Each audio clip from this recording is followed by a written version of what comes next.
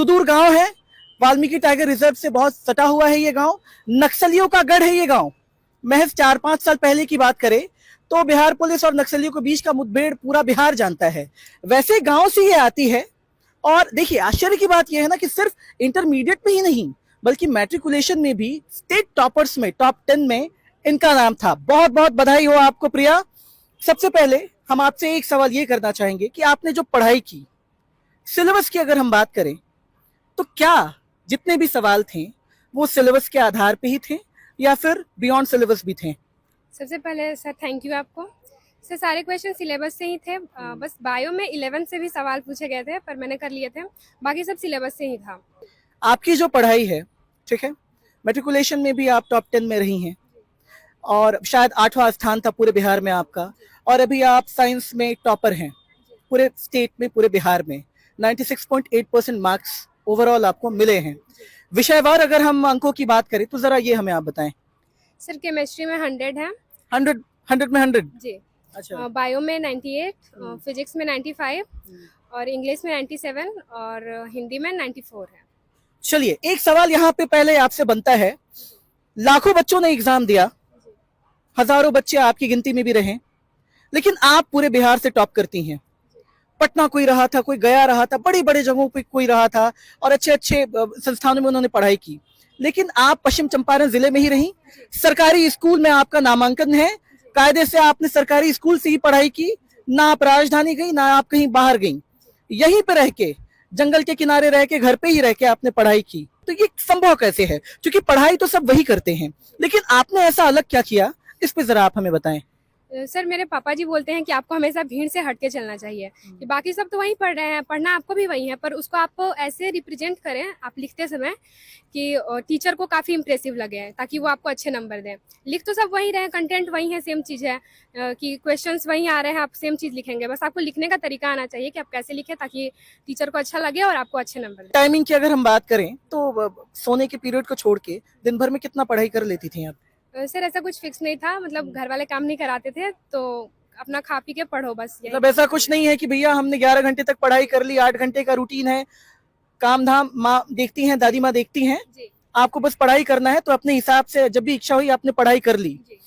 आप क्या सजेशन देना चाहेंगी, क्योंकि जो आने वाली पीढ़ी है, जो आने वाले छात्र हैं, छात्राएं हैं, जो अभी इंटरमीडिएट का एग्जाम देने को हैं, उनको आप क्या कहना चाहेंगे कि किस हिसाब से वो पढ़ाई करें कि वो भी इसमें अपना स्थान बना पाए?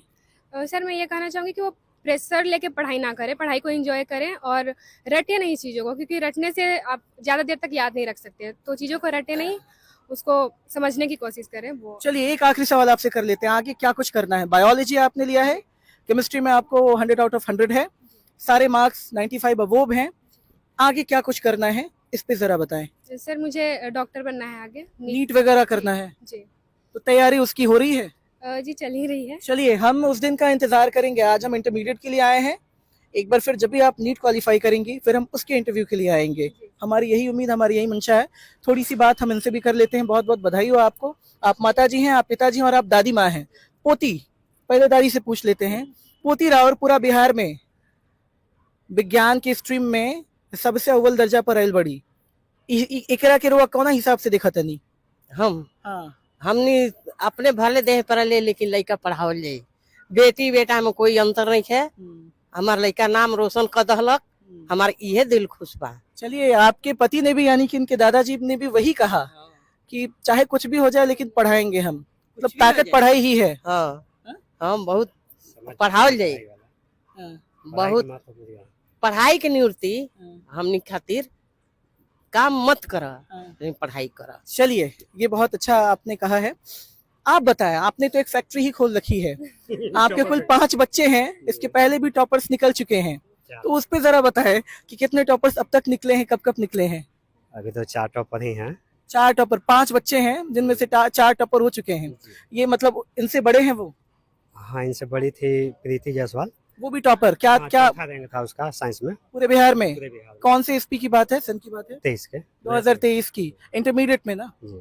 चलिए और फिर एक और लड़का है जो आदित्य जायसवाल नाम है, उसका 475 नंबर था, जो जिले टॉपर में रह गया। अच्छा, ये कब की, 2023? नहीं 24 में है। 24 पिछले साल की बात है। चलिए, टॉपर्स की फैक्ट्री खोल रखी है। बताया जाता है कि आप कृषि बाड़ी ही करते, खेती बाड़ी ही करते हैं, कृषि कार्य ही करते हैं। कैसे ये संभव है? क्योंकि बड़े बड़े लोग भी थक-हार जाते हैं कि भैया बच्चे पढ़ नहीं पा रहे हैं, बड़े संस्थान में चले एडमिशन करा देते लेकिन फिर भी नहीं पढ़ पाते हैं। ये कहाँ से आता है? सर बच्चे मेरे बड़ी सपोर्टिव हैं, हाँ। क्या कहें आपसे। इन लोगों का जब भी डिस्कस होगा तो रिजल्ट के बारे में डिस्कस होगा, पढ़ाई के बारे में डिस्कस होगा। इतना खुशी रहता है कि ये नहीं कि फालतू का बात नहीं करते हैं सर, पढ़ाई की ही बात करें। पांचों भाई बहन है ना, जब भी बात करें तो पढ़ाई के बारे में हम बात करेंगे। रिजल्ट कितना आया, किसका रैंक कितना रहा, यही सब बात करते हैं। हमको अच्छा लगता है, हम भी लगे हैं। बहुत अच्छा लगा आप लोगों से मिलके, ऐसे ही करते रहिए। आज हम इंटरमीडिएट के रिजल्ट पे आए हैं। हमारी यही इच्छा है कि हम नीट के भी रिजल्ट पे यहाँ आए और आप लोगों से बातचीत करें।